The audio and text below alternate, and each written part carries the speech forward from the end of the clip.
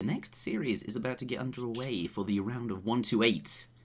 It's still technically the group stages, early days in this tournament, so if you're watching this, plenty of tournament action to come. Do go and subscribe to the official... Oh, Timothy has ungreened, just as I greened in there. Perhaps we will see a civ change.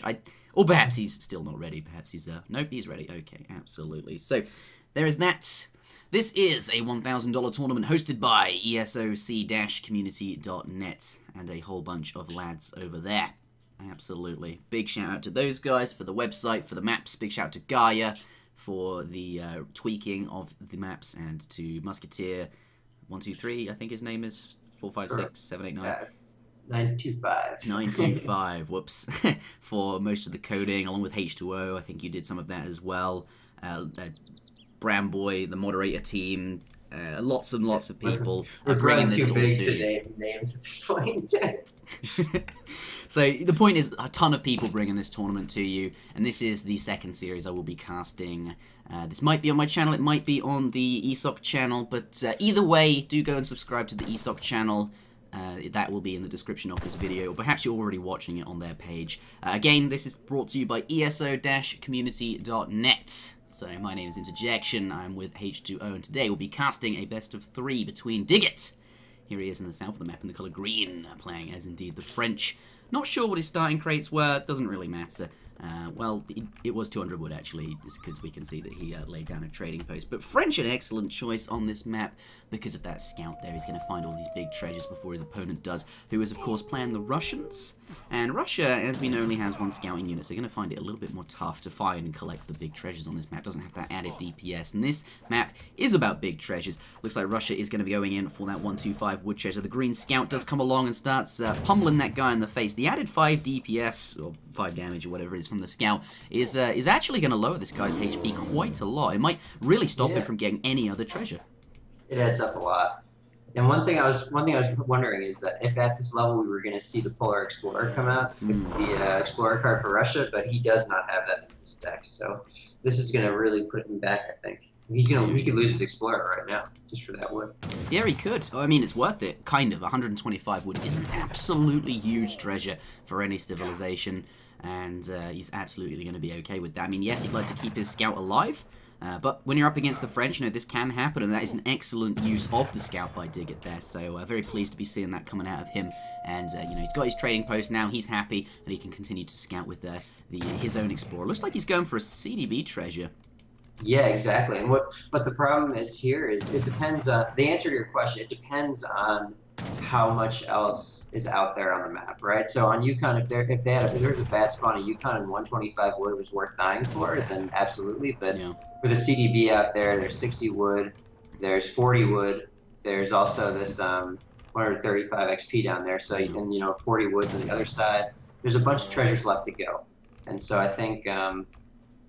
It might actually end up hurting him in the long run here. Yeah. It's just so much easier to take all these treasures knowing that no one's going to come by and bother him. Yeah, especially the CDB treasures, right, of which there are 3 or 4 CDBs up for grabs in total. I mean, 2 of them are viable. This one he's going for right now. Gonna be picking that up as French. That guy's gonna blend right into the colony there. And there's this other one near his opponent that's guided by 3 polar bears. And certainly one that could come into play later on in the game if you do find yourself with a large enough army to take that. But not relevant at the moment. But yes, gonna be okay. Taking these treasures, absolutely no contention because, you know, your opponent's explorer is dead. You do not have to worry at all, and that is... that's quite a big benefit to have, I suppose. This CDB getting to work right away. Picking up 60 wood. He's just going to run around and pick up treasures all day long. He is absolutely okay with that.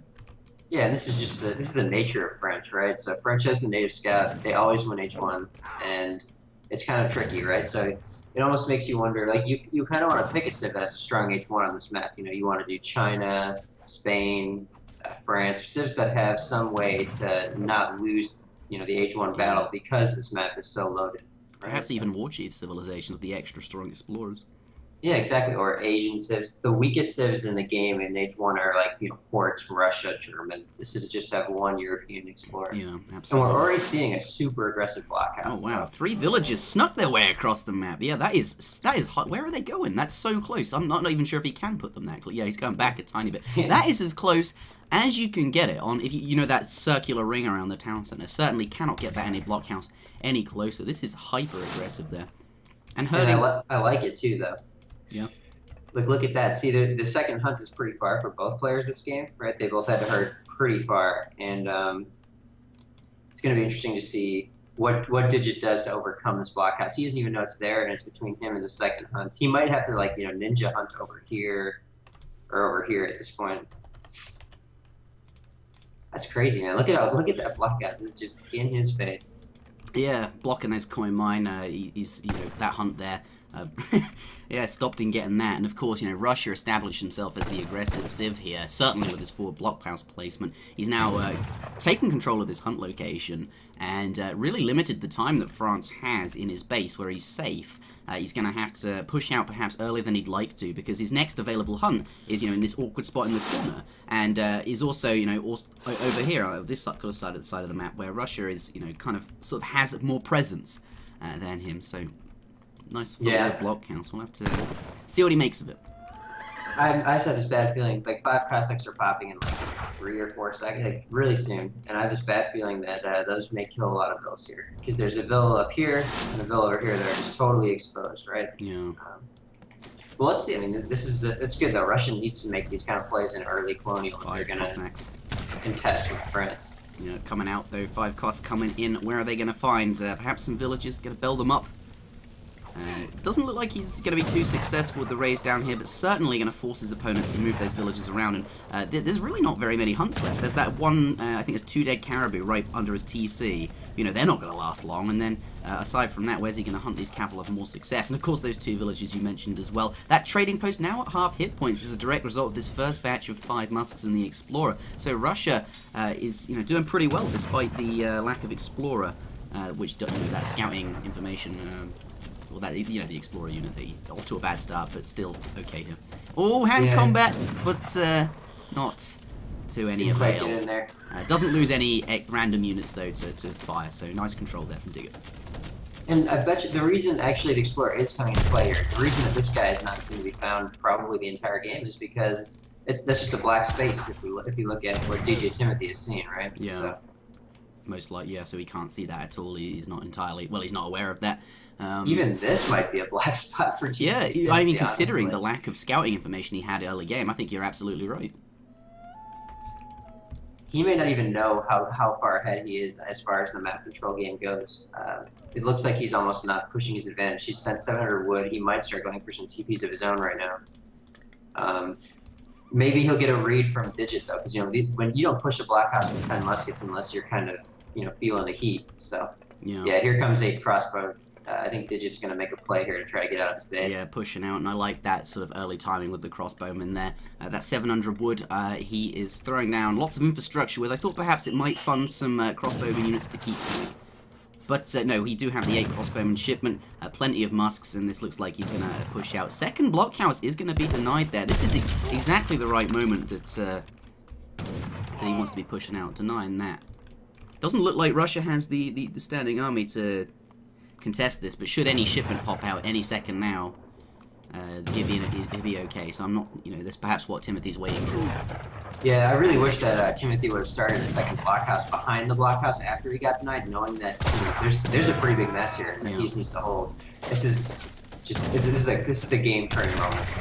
Yeah, and look how contentious this is. Neither player really wants to fight, just skirmishing. Green trying to get a couple of shots in on the blockhouse where he can, without taking too much damage from his firing muskets here. And you can see both players being very careful to not randomly use. 13 Strelets do pop out, though. This might be go time. The cavalry not coming in. But the Strelets are going to add a little bit of extra fire there. Of course, they are quite good against the Musketeers. And I think 3 Hussars, though, coming out from the French player. 2 military shipments in a row. This is... it is now or never. Yeah, this is a game-deciding fight, perhaps.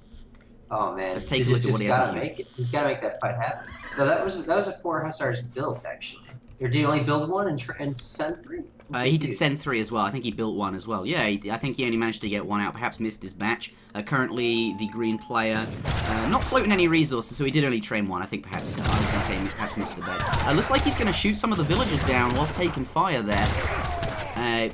Probably worth. In the, yeah, but certainly in the...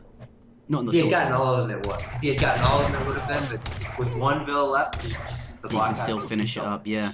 Most likely he's going to get that final one, though. Yeah, and that's huge, because now he's got to walk bills a long way to get there. Yeah, and he might be able to take down the foundation before it's full. Minutemen have been called as well for this push. This is do or die time. He is well aware of it. Yeah, he's so much tension in this area, H2O. Yeah, but I think we're fine actually, because all this pressure has managed to keep the army in one spot, right?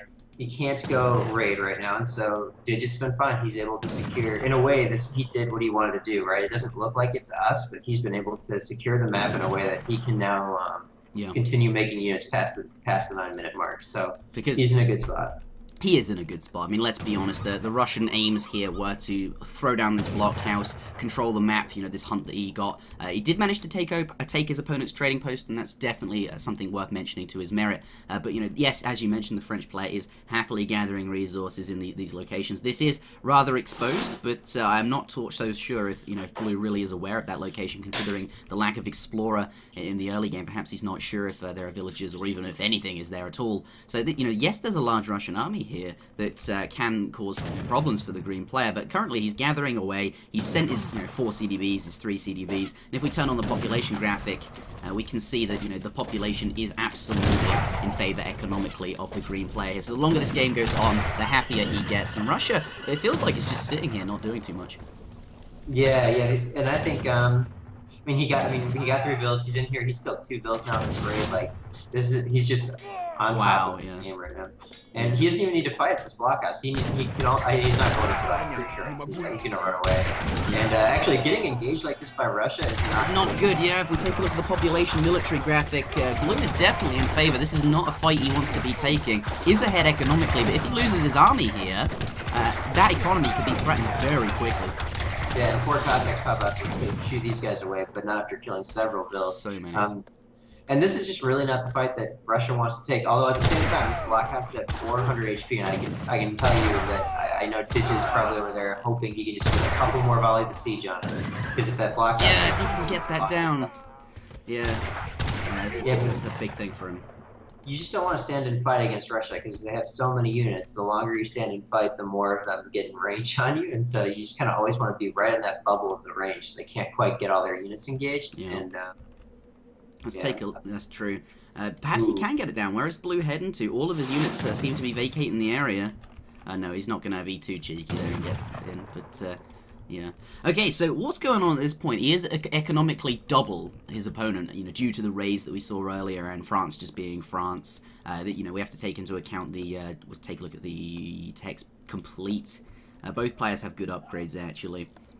Yeah, but the hunts are running out for green, right? There's only a couple. I mean, these will last a little bit longer. And then, I don't know, this feels pretty saturated, which isn't a term that you often use in Age of Empires. Yeah, that's more of a StarCraft. Yeah, but it does. I think it applies here. Yeah. Yeah. That's not a term I've ever used in Age of Empires. That's a first. Yeah. I think that what we need to see, I'm not sure what we will see, to be honest, because it's kind of hard to call from here. I think what we need to see is probably a CDB pull from both those hunts when they both run out at the same time. Into the middle of the map with all the military, and he's just like ram that blockhouse down and set up on the next 2 hunts. Yeah. And he needs to be planning for that timing. So he needs to have 10 more hussar come out, and maybe some more crossbow. Absolutely. But it looks like instead what we're going to see is DJ Timothy is just going to start putting the pressure on him. Yeah, and he needs to do that, right? He has the advantage right now. Double his opponent's military population, and his opponent's more than double his economic population. So you've got this feels very true of like the real world in a way. I don't know. I like to make comparisons to the real. Russia with this massive army and not much economic potential, and France in a very good spot economically. But if DJ Timothy pushes this advantage right here, he could put the green player in one hell of a spot. Because what are these villagers doing if there's no one to protect them? Yeah, exactly. Here he goes, And though. Has got as French readied himself. Let's take a look at the units in queue and see. Up to the Fortress Age. I Oh, didn't no. notice it. This is not the right time at all, is it? That is the worst time to see that happen. Yeah, right on top. Yeah, he's getting goons, and maybe if he's probably got 2 Falcons in the queue, if he can avoid this fight for the next 30 seconds, it could actually turn out. It could. But once again, he needs the CDB full. I'd have like these builds like gold mine, unless they're mining for critical resources, like he should be pulling everything. Yeah, Russian units do like 0 damage to CDB, all of them. They don't do any damage at all. Here we go. He's trying to just walk away as much as he can, perhaps waiting for that next unit shipment. But you're absolutely right. Needs all the CDBs, get those market upgrades on them. And I think really this fight would be very different. If 2 Falcons pop and you have all his villagers here, soaking damage and body blocking those cannons. Look at just all his infantry. He could defend this, but sadly losing far too many muskets than he would like to. Just walking around trying to stay out of range of all of the Russian infantry, or stay out of them for as long as possible. We do see some skirmishes. That's exactly what he needs, and this is hopefully going to even up the odds now, because not very many cavalry there. Musketeers and strelets, everything Russia has is not going to be able to stay out of range of them. But looks like he's managed to get into range of the skirms, and they're not going to be able to use their range advantage quite as effectively as they ought to be. Yeah, we still haven't seen a shipment yet. But I'm just waiting. Was that pop with, I thought that was 8 skirm ship. He built 10. He built 10. Okay. His eco is so good that he might just be okay. Like when you can get 10 skirms after getting fortress, like all this running around too. Oh, there's 8 more skirms. Yeah, 8 skirms, and that's a lot of skirms. Suddenly the military unit population graphic is looking quite good, especially considering they are Russian units that aren't worth quite as much per pop, and skirmishes directly counter them. And he takes the game. That Fortress Age saved him. Honestly, I thought it was too late. His opponent was right on top of him. He could have just sieged down the TC, sort of. Yeah. Well, probably not, but because there was a reasonable sized Russian army. But wow.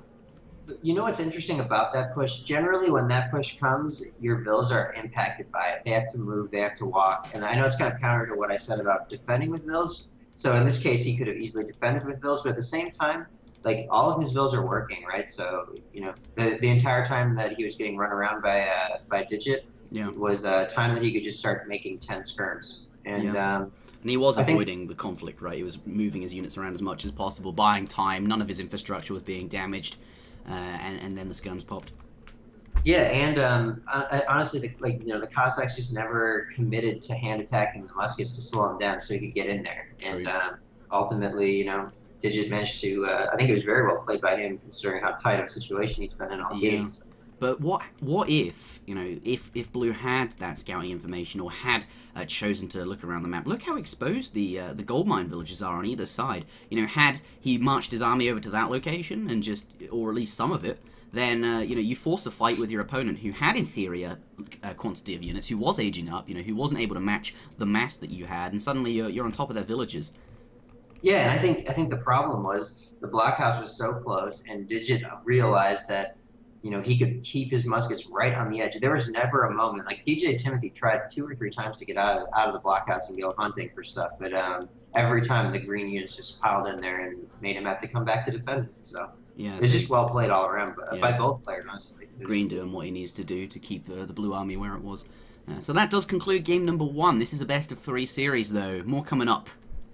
So don't go anywhere. Stay tuned.